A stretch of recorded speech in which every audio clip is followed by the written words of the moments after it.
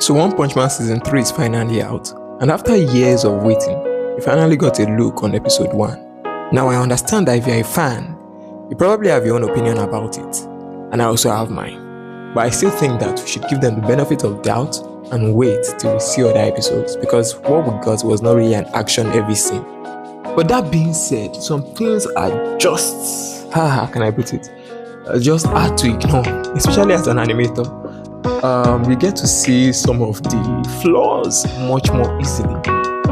Unlike other anime, One Punch Man is in a unique position in the sense that its manga is done by one of the best manga artists in the world, Muratai. So contrasting the manga with the anime, it just has to look good. There's no excuse for it. Especially since the fans have been waiting for this anime for 6 years since season 2 last dropped. To cut the long story short, I wasn't too pleased with the first episode. Particularly the scene of Saitama putting on his hand gloves. That scene was just so outrageous. Like, they were so proud of it that they even had to show it in their trailer. They were so proud of that shot, and I was like, why are you so proud of this shot? This shot it's not that good.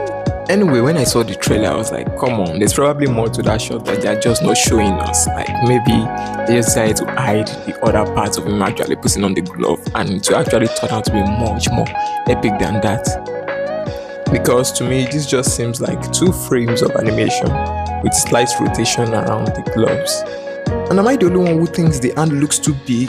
Like, come on, I know it's foreshortening, but come on, it looks... Anyway, today I'm going to try and reanimate that shot to make it much more pleasing.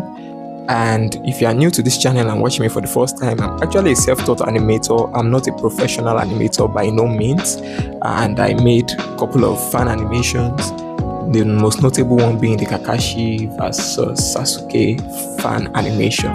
So if you've not watched it out or you're new to this channel, just check it out. And if you are someone who is learning how to animate, that wants to learn from someone who is not a professional, the average Joe like you, then I think this is a good channel for you to learn a little bit about animation. And with that said, yeah, let's get into this video and see whether I can make a better shot than what they did over there as a single solo animator using an Android tablet.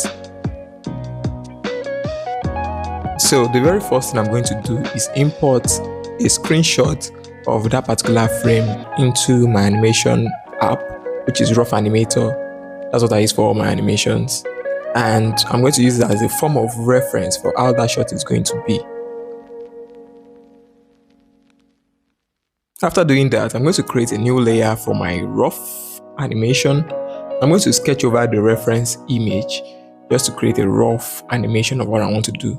And this is going to serve as the base for the animation that I'm going to do forward after this. Now for me, when I'm making my animations, particularly very difficult shots, like this one that is shot at a weird angle, I prefer to animate it in a small section of my canvas, because I realize that when I draw smaller drawings, it's faster and easier for me to make adjustments and corrections than when I draw it over the large space of the canvas.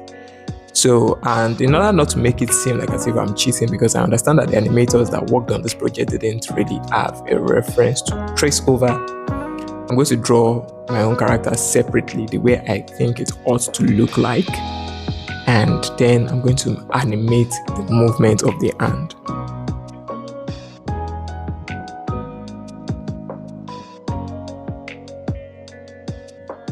Now that I'm satisfied with what it actually looks like, let the animation begin.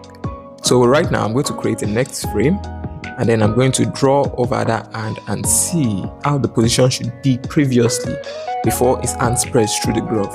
I want it to be as if Saitama is putting his hand into the gloves and then actually pulling the gloves into his fingers, unlike what we had in the actual anime where he has already worn the glove and he's just spreading his fingers. There wasn't really any much animation done.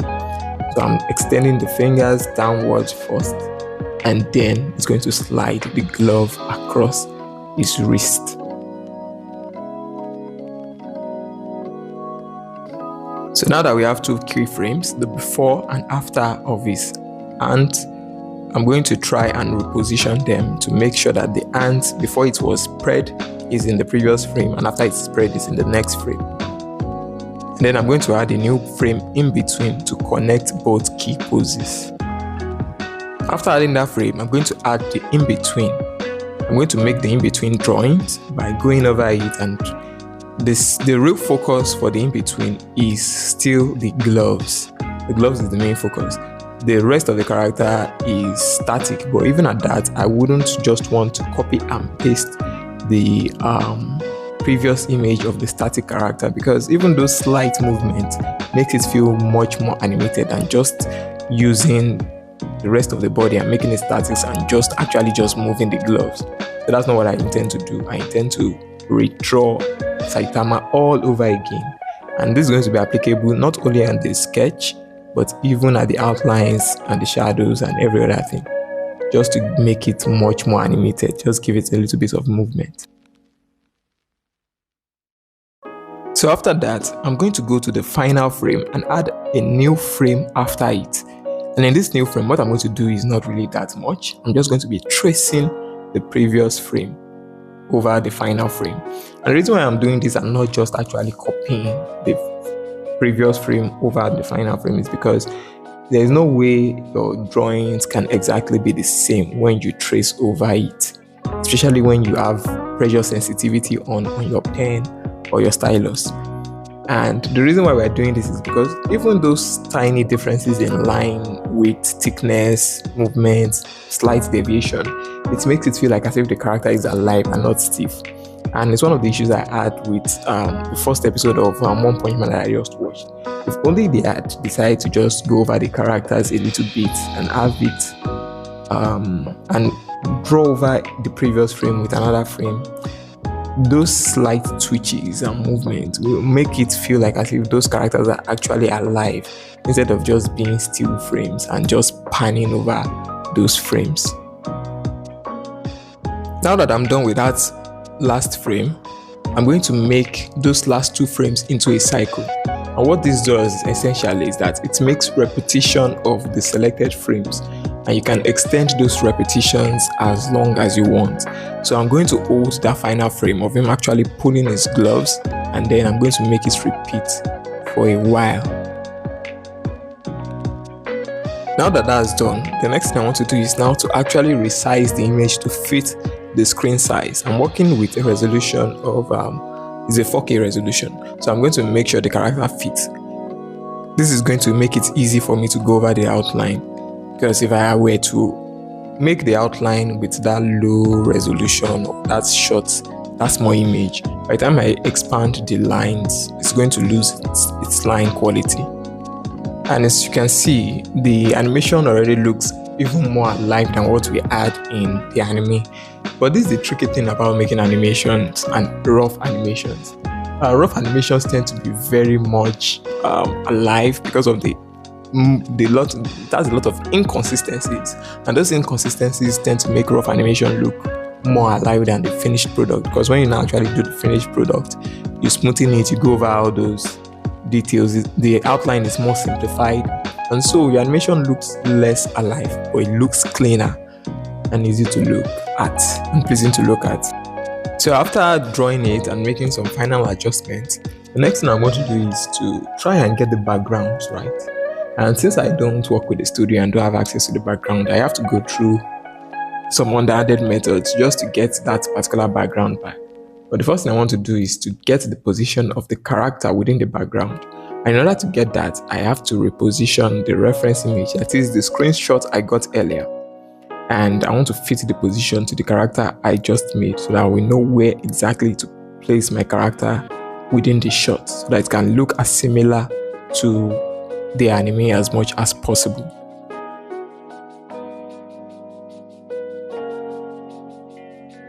In order to make the background, I'll be making use of a different animation app, which is called Infinix Painter. And Infinix Painter is what I use to make my backgrounds for all of my animations. And so I'm going to import that screenshot into Infinix Painter and try to erase Saitama away from that screenshot so that I can just have the background. So midway through the process of trying to erase Saitama from the background, I came up with a different idea because I'm quite lazy. And I realized I'm using a Samsung device. My tablet is a Samsung Galaxy Tab S8. And from what I know, they come with object eraser. So what I just decided to do is to make it easier on myself and decide to just erase Saitama from the picture and then make the further edits in Infinix Printer app. Thank God for technology, that saved me a lot of time. So with this image, it's going to be easier to just edit the background in by just tweaking these smudges and making it look much more presentable. So on Infinix Printer, all I did was use the smudge tool to smudge the colors and erase the parts that are out of place and just make those minor edits to it so that it can look like the actual background. And when I was done smudging the whole thing and making it look much more presentable, what I did was that I applied a filter, like a grainy filter and a blur filter, just to make it a lot more homogeneous so that it's not going to be too obvious. I made those actual edits on it. After I was done with this process, the next thing is to import the background into my animation file and go over the outline. So I decided to go over the outline, although I must say this process was a little bit tiring in the sense that my device crashed a couple of times, and anytime it crashes, whatever frame you're working on, everything automatically gets erased. So I had to redo the outlines several times. But it was all good. I was already used to it by this point, so it's not really much of a setback for me. And although I wanted to use as little reference as possible for this shot, one of the things I had to look into was Saitama's eyes, the way it actually looked like in this shot. Mine was looking too serious, but the one in the anime was a little bit comedic, so I had to make that adjustment. So after the outline comes the shadows, and in order to make the shadow, I had to show the position of the background so that I can understand the way the light interacted with the character in the background. So I reduced the opacity of the background slightly to the point where it's barely visible but still visible enough for you to know the direction of light, the direction which light is coming from. And in order to do this well without cheating, I decided not to use the reference image to follow the direction of just shading. I just decided to do it my own way to see what it actually looks like. And for me, the reflection seems to be coming from the back of the room, from the top back of the position Saitama is actually standing. And after I was done with the shading, I noticed that the shading in the original anime is they have two shadows. Usually when I make my animations, I usually use one. So this is like a new challenge for me because I rarely use two shadows. One is about enough, but in this case, I'm trying to make it look as true to the source material as possible. After I was done applying the shadows to every individual frames, I have 4 frames for the total animation. I decided to blend the shadows so that it's not really uniform all through. I wanted the top part to be lighter and the lower base of the shadow to be darker because the light is coming from the top at the back of Saitama. As for the colors, I decided to use the reference material pack again because I can't imagine the specific colors. I had to use the color picker to pick the colors that I want. So I painted the arms first, I painted the skin first, then the gloves, then the clothes, and then the colors I just imagined are the ones for the belts because I know I can't really get the color of the belt since the shadow is already having an effect on it. So I just didn't want to copy the color as it were in the screenshot. Otherwise, I will end up with a black belt. So after applying the colors, the next thing I did was to double check all the frames to see whether all the colors are already in the perfect positions and to see whether I'm missing anything. Maybe there's a tiny space in which the color is not yet filled properly. Then in that case, I'll have to go over it with my brush and try to cover all those tiny gaps that might exist so that the animation is perfect. So basically, I'm just going through the cleaning up and just trying to be meticulous to see if there's any mistake anywhere. Now that I'm done with the colors, I'm going to enable the shadow layers. I have 2 shadow layers for the 2 shadow layers. And after enabling the shadows, what I want to do is to see what blending mode fits the character the best. So this is just like an experimental an experimental phase where I'm just doing trial and error, going through various blending modes to see what is the most appropriate. And after stumbling upon it, this is the result of the animation. Now, I'm going to be honest with you. At this point, after I was done with this, I started to lose a little bit of confidence in myself because it turns out that the actual animation looks better than what I actually came up with. Or maybe I just think so, that because sometimes it's hard to get impressed by your work. But yeah, I think there's a problem with maybe I made the head of Saitama too smaller or something. It seems like as if I didn't really get the foreshortening as I thought I would. And because of that, I think, the studio knows what they're actually doing. One thing I would actually commend the studio working on One Punch Man for is their use of colors. I think whoever is doing the color is very great at it. They know how to apply that. But then again, when I was going on with this journey, what I wanted to do was to actually animate the hand. So that was really my focus. And in that regard, I think I'm really pleased with the result of the way the hand actually moved. But the overall animation is not looking much better than the actual official animation, in my opinion. So I decided to apply highlights just to see what it will look like after the application of highlights. So after undergoing this process, all I have to say for the animators working on One Punch Man is, well, they are doing a good job. I believe they are doing the best they can. And to the fans, I don't think we should give the animators too much of a hard time because animation is not easy. Just these 4 frames of animation that is about 1 second long took me 4 hours to complete from start to finish, roughly 4 hours. And the reason why I wouldn't want to give the animators much pressure is because number 1, I'm an animator, so I'm a little bit biased. But number 2, usually the fault falls on the executives that are managing the project. One Punch Man had good 6 years to give us something really decent. There should be no excuse for it being that poor, even though it's not an action-heavy scene, considering the time they had. But then again, the actual animators that work on the job, I believe they had less than a year or so, or less than 2 years to actually work on it, which is very small for an animator to actually do a decent job on a series like One Punch Man. If they had started the animation project a lot earlier, like maybe 6 years ago, 5 years ago, 4 years ago, and they've given the animators enough time to deliver like right now, and the budget, then we wouldn't even be talking about it this way. We wouldn't be saying the animation quality looks like PNG, or we wouldn't be calling it one PNG man.